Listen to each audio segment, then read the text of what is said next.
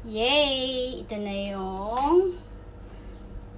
yung kinalabasan ng recipes kanina na banana cake. So, check natin kung talaga luto siya. Yes. See? Walang kumapit. So, meaning luto talaga siya.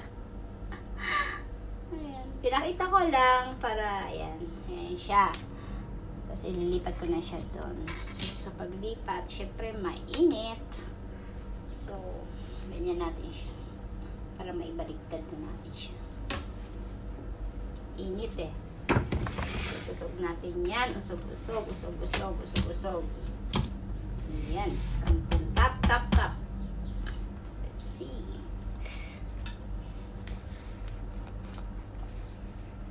Hindi pa siya.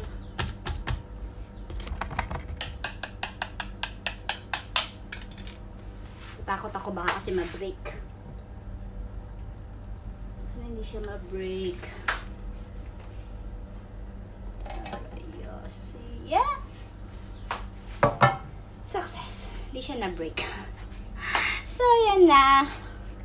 Hindi naman na-break. Okay naman siya. Diba? Cool down muna ito ng mga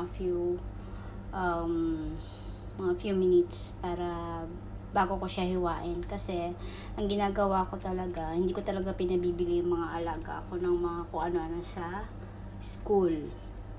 Homemade talaga. Minsan kasi, pag sa school, sobrang tamis, sobrang ano. So, ito, hinahati-hati ko siya.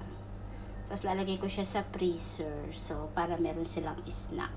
Minsan cookies, minsan banana, o minsan naman gumagawa ako ng oats cookies.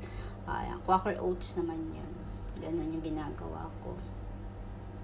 Kaya, para more healthy ba? Alam ko kung ano yung nasa loob. Alam ko kung ilang measure. Ganun. So, yan. Nasasanay na rin yung alaga ko sa akin. So, thank you. Thank you for watching. Bye!